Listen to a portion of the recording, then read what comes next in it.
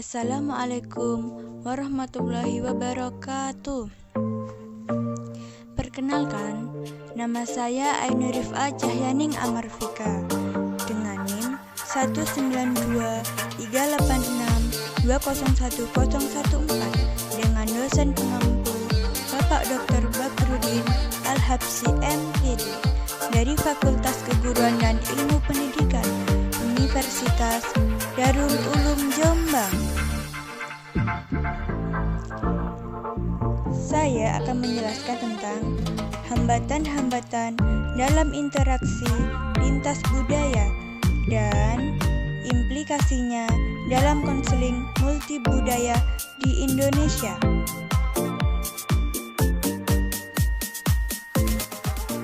Budaya sebagai pemrograman mental yang kolektif suatu bangsa dalam lingkungannya. Budaya seringkali sulit berubah dan jika mengalami perubahan, maka akan sangat perlahan-lahan. Karena budaya menjadi kristalisasi dalam lembaga orang-orang, maka diharapkan konselor memiliki kemampuan dalam hal pandangan budaya. Karena untuk mengenal perbedaan, cara berpikir, dan komunikasi setiap pribadi. Ciri-ciri bahasa: 1. Kosakata, 2. Sintaks, 3. Fonologi, 4. Sematik, 5. Pragmatik.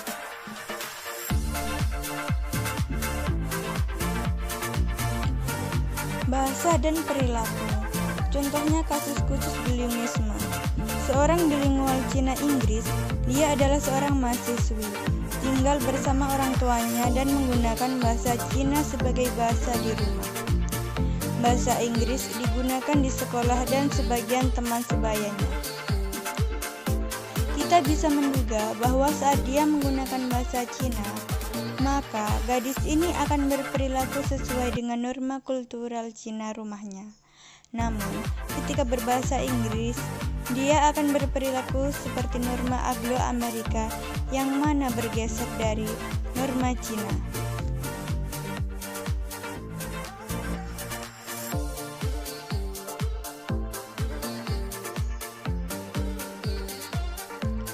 Komunikasi antar budaya. 1.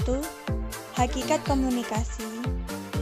Misalkan enkulturasi, mengacu pada bahasa proses dengan mana kultur ditransmisikan dari satu generasi ke generasi berikutnya. Akulturasi, mengacu pada proses di mana kultur seseorang dimodifikasi melalui kontak langsung dengan kultur lain. 2. Fungsi komunikasi. Misalkan fungsi pribadi, menyatakan identitas sosial, integritas sosial, menambah pengetahuan, dan mencari jalan keluar. Fungsi sosial, pengawasan, menjembatani perbedaan, sosialisasi nilai, dan menghibur.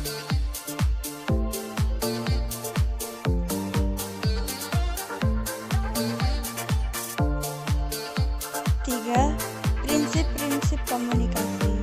1. Relativitas bahasa. 2. Bahasa sebagai cermin budaya. 3. Mengurangi ketidakpastian. 4. Kesadaran diri dan perbedaan antara budaya. 5. Interaksi awal dan perbedaan antar budaya. 6. Memaksimalkan hasil interaksi. Hambatan komunikasi antar budaya. Yang ke-1 menurut teori Edward Hall, terdiri dari ruang, waktu, perilaku verbal, perilaku nonverbal, konteks.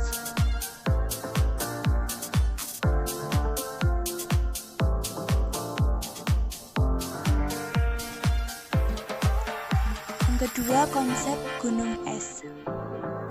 Untuk aspek budaya yang disadari, terdiri dari sopan santun, adat istiadat, bahasa, cerita rakyat.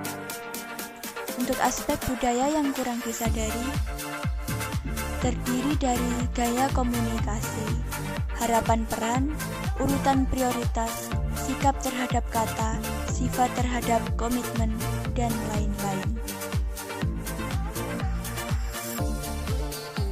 Yang ketiga, menurut teori Gerd Hofstede, terdiri dari jarak kekuasaan, penghindaran ketidakpastian, individualisme, kolektivisme, maskulinitas, feminitas. Implikasi budaya dan komunikasi. Dalam pengembangan bimbingan dan konseling di Indonesia, para konselor harus memperkaya wawasannya sehingga mereka mampu menjadi pribadi yang aktif dan proaktif, serta dapat mengembangkan layanan konseling berdasarkan landasan nilai optimistik dan pandangan kehidupan yang mencerahkan. Ada sebuah cerita, ada dua pemuda dari Jawa yang berkunjung ke Kalimantan untuk mengunjungi sahabat lamanya. Sesampai di Tenggarong, Kalimantan, mereka berkenalan dengan wanita Dayak. Setelah berbicara ke sana kemari, wanita ini berkata, "Ayo main ke lamin saya." Lamin yang dimaksud wanita itu adalah rumah. Kedua pemuda itu lalu tersenyum karena sudah berpikir tidak karuan, dan bahasa Dayak lamin adalah rumah. Sekian dari saya. Wassalamualaikum warahmatullahi wabarakatuh.